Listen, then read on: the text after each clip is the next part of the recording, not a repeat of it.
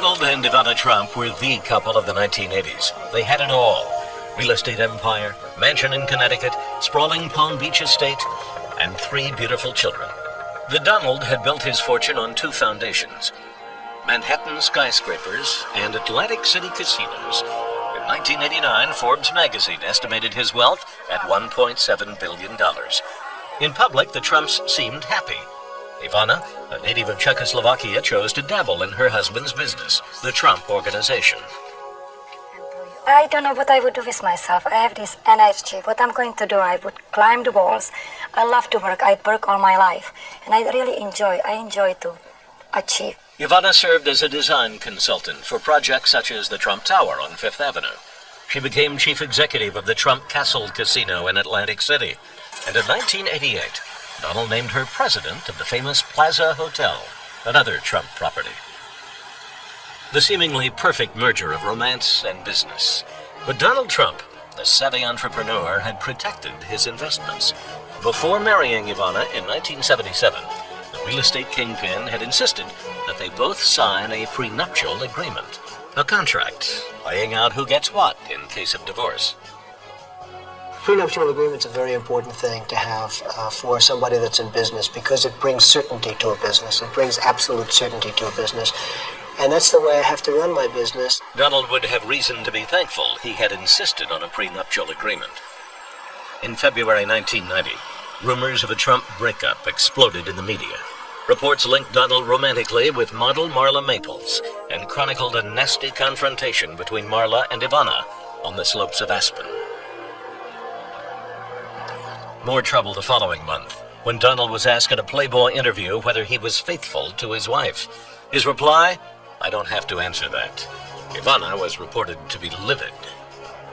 World-shaking events like Nelson Mandela's release from prison and the reunification of Germany now had to compete for media attention, with Ivana, Donald, and Marla. Swarms of reporters greeted Ivana when she arrived at La Grenouille restaurant in Manhattan to celebrate her 41st birthday on Valentine's Day. She was mum about her marital woes. Her guests were not. She loves Donald, and I think she hopes that this is all a tempest in a teacup, and God willing, they will come back together again. But Donald had already moved out of the apartment they shared, and now he was conducting business as usual. At the April opening of his new Taj Mahal hotel in Atlantic City, the Prince of Profit even managed to turn his impending divorce and all the media hoopla surrounding it into something positive. Look, divorce is a bad thing, and I don't like divorce, and it's nothing anybody likes going through. But you see what's happened here today. I mean, I just wonder, without all of that, how many of these people would be here. According to the Trumps' prenuptial agreement, Ivana would get total assets worth about $25 million, and that's it, not a penny more. But Ivana felt she was entitled to a lot more. She wanted half the Trump empire. Her lawyer, Michael Kennedy, attacked the prenuptial agreement as unconscionable and fraudulent. Newspaper headlines blurted that Ivana wanted the Plaza Hotel and the Trump shuttle. Ivana contended that she had financial claims as Donald's business partner, which were separate from the disputed prenuptial agreement. Donald's lawyer, Jay Goldberg, insisted that was not true, that the prenuptial contract was ironclad. In fact, the couple had modified it 3 times over the course of their marriage. The most recent version of the agreement had been signed in December 1987. Prenuptial agreements are like wills. Each new version supersedes all previous ones. Ivana had filed suit in New York Supreme Court in March 1990. It was not a suit seeking a divorce, but simply to overturn the most recent prenuptial agreement. She claimed that Donald had been committing adultery with Marla Maples and other women, and had intended to leave her when they signed their last agreement.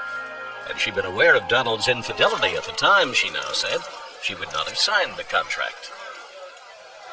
Ivana reportedly consulted renowned divorce lawyer Raoul Felder about challenging her prenuptial agreement. As an attorney, Felder is not supposed to reveal any details, but he did describe Ivana's prenuptial agreements for American justice from documents that were later made public. The prenuptial agreements make it very clear that she waives all rights of any sort, kind, nature, what we call inchoate, real, of any ephemeral, everything is out. So the short answer is she loses everything, either as a business partner, a wife, an emotional partner, palimony, you name it, she's out. Nor, according to Felder, did Ivana have a strong argument to overturn their agreement because of Donald's alleged affair with Marla Maples. Adultery is not a ground to set aside a prenuptial agreement. Adultery may be grounds for divorce, but not a set-aside agreement. In November 1990, Ivana finally filed for divorce.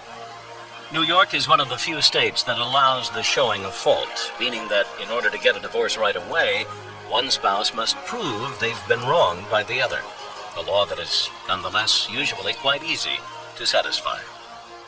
If the other party doesn't contest, you take any marriage of 15 years, say 12 years, 5 years, there is enough fault. Just even in the happiest marriages, enough insults, get out of the car, I never liked your mother, you'd be nothing without me, refuse to have sex or something. In the happiest of marriages, if the other party doesn't contest. That's how it worked for the Trumps. At their divorce hearing, which Donald did not even attend, Ivana stated that reports of her husband's relationship with Maples caused her sleeplessness and anxiety. She believed this was enough to authorize her divorce on the grounds of cruel and inhuman treatment. The court agreed. Ivana was granted a divorce on December 11th. Her 13-year marriage to Donald was over, but the wrangling over their financial settlement was not. The question now was, what assets were there to divide? It was during the period of the divorce that Donald found himself in serious financial trouble. He was defaulting on payments for his casinos, and the banks were closing in on him. Even limousine companies were suing him. He was behind everywhere, every kind of debt. He had to sell his boat. He sold his planes and all this business. Trump's empire was rescued at the last minute when his banks bailed him out with a $65 million loan. In the face of Donald's financial turmoil, Ivana decided to settle. In March 1991, she gave up her battle for half of Donald's assets. Under terms close to their most recent prenuptial agreement, Ivana received $14 million, the mansion in Connecticut, an apartment at the Plaza Hotel, $300,000 a year in child support, $350,000 a year in alimony, and use of the Palm Beach estate 1 month a year. A total package reportedly valued at $25 million. After all the twists and turns of American justice, Ivana received about the same amount she bargained for in her most recent prenuptial agreement. When Donald arrived at the state Supreme Court with a $10 million check to begin his payments, Ivana stood him up. Still at issue, who would get the 1987 Mercedes-Benz Donald had given Ivana as a gift? I'm not sure, but I understand the other party is not here today. But that's just the way it goes. Perhaps they want some more cars, some more houses. It's ridiculous. 2 days later, the Trumps finalized their settlement. Ivana got the car. Donald and Ivana have since decided to try marriage again. Donald with Marla Maples, Ivana now engaged to European millionaire Riccardo Massacelli.